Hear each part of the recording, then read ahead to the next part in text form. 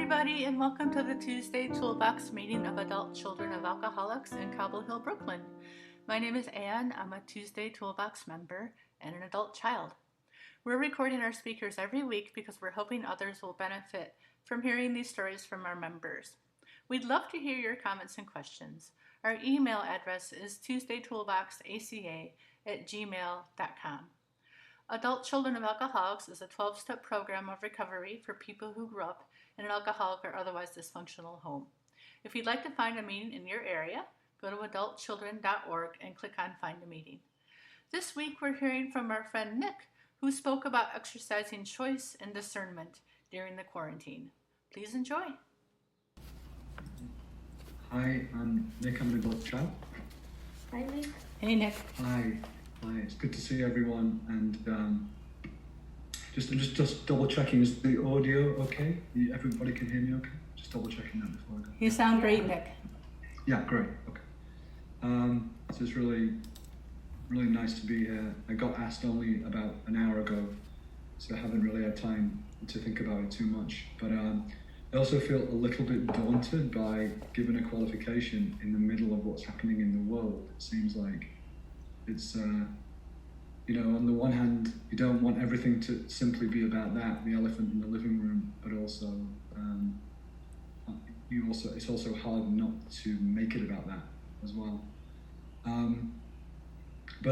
So I was thinking about what to talk about for a few minutes before, and I opened the Red Book on my Kindle, and just where I'd left off reading it last time I was reading it, and it was like the perfect place, because this is what I've been wrestling with today and over the last few days around what's happening, based on how we're having to stay home and everything like that.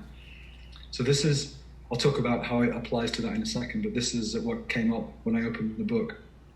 It's from the 10th step, and it's right after the little bit where you ask yourself those 10-step questions. I'm not sure what page it is, but anyway, at the end of each day. But it's one of the exercises that follows that, called the choice exercise. So I'm just going to read a bit of that from the big book and then talk about it.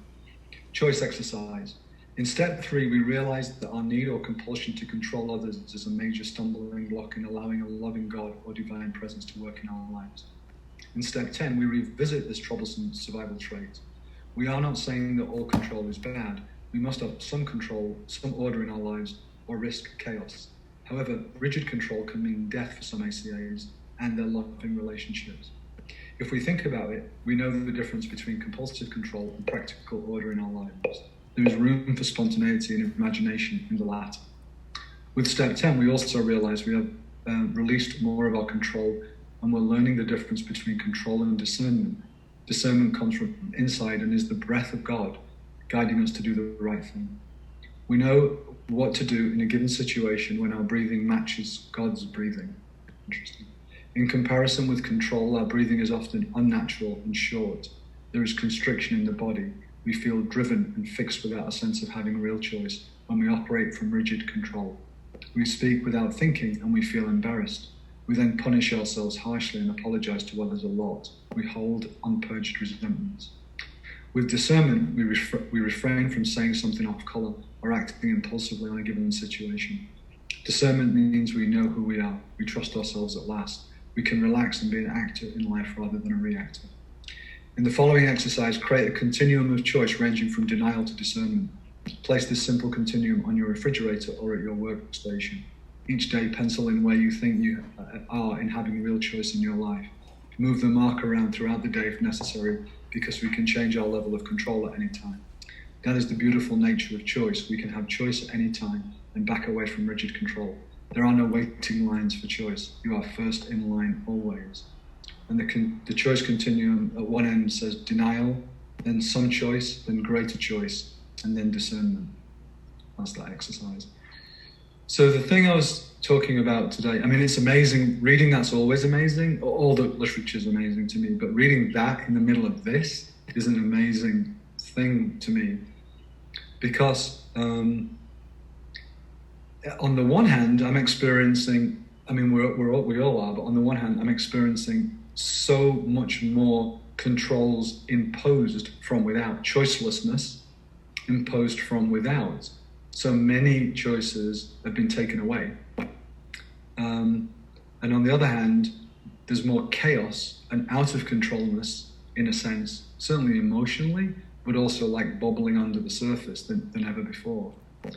And boy, is that ever like my family of origin. You know, I think I'm sure people have been talking about this in ACA meetings all over the world. There's something so familiar and therefore potentially triggering about what's happening right now if you come from an alcoholic family. I mean, in my family, the feeling that what's happening is completely out of control in the house, the family of origin. It's completely chaotic and out of control. Alcoholic mother, dysfunctional father, you know, physical abuse, craziness, cops. You know, what's happening is so out of control. I have so little choice in the matter, and I'm stuck. I can't get out of this house.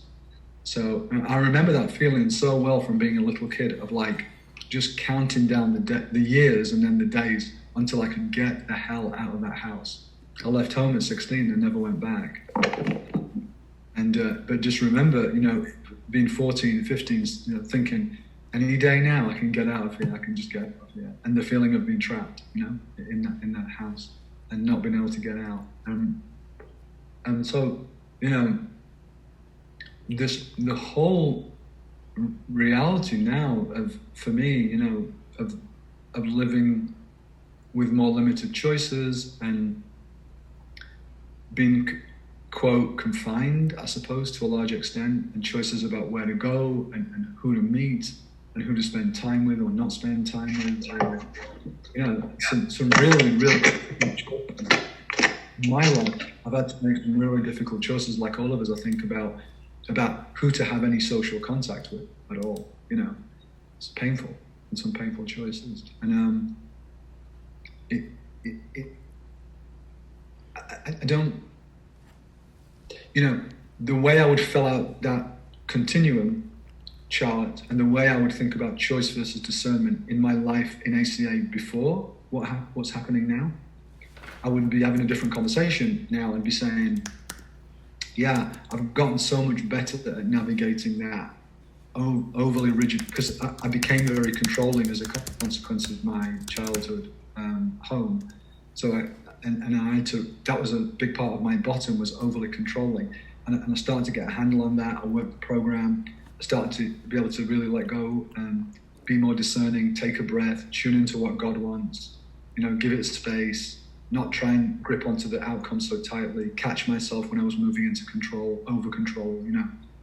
But this is a game changer. Just what's happening is a game changer.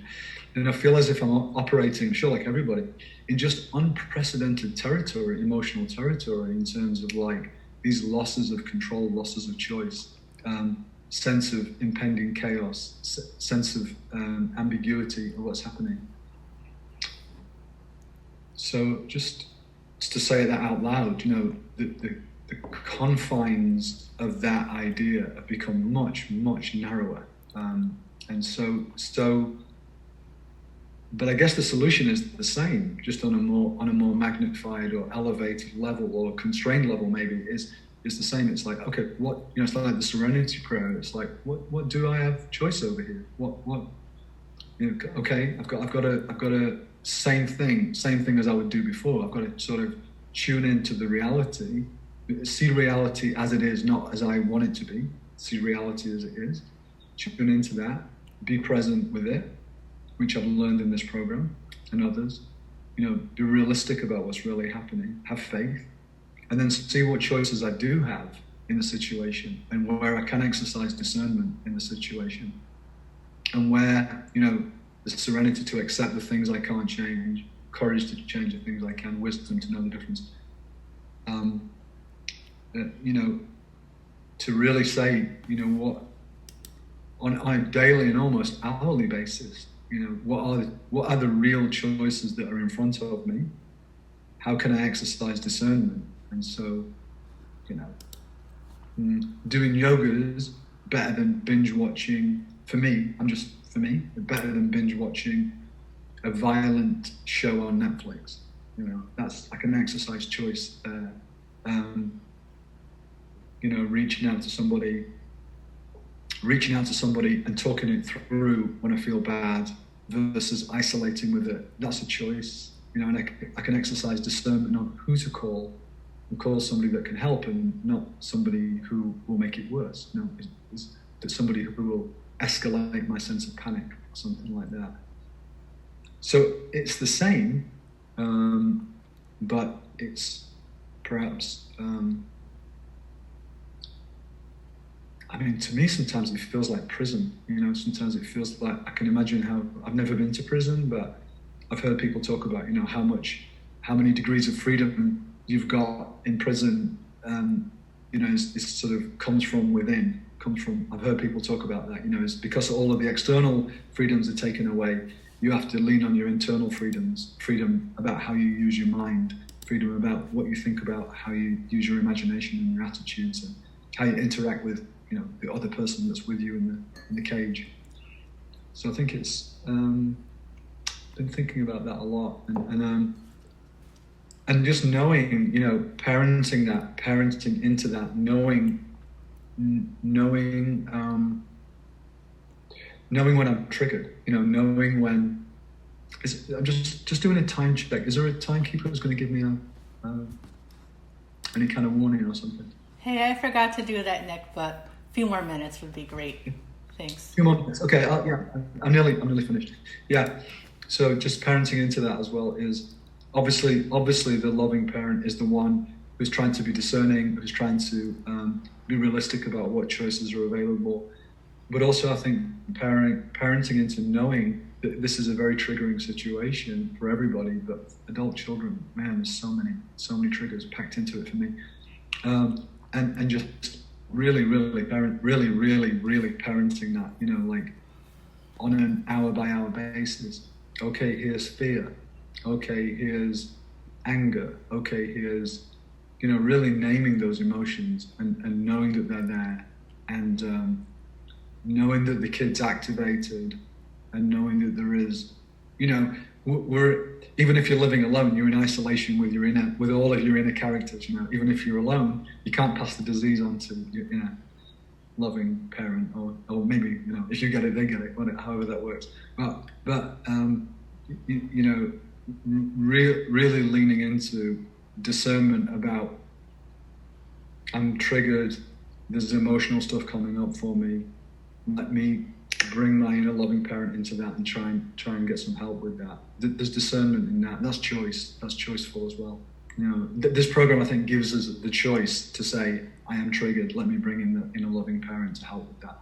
Whereas before, I didn't have that choice. And they're all inner choices, which I guess we're still having to make on a daily basis. But I think that's all I wanted to say about that. I feel I'm railing, in my worst moments, I am railing against the amount of control that's happening right now to my life. I am railing. It brings out the anarchist in me. It brings out the rebellious teenager that wanted to bust out of that house that I was brought up in.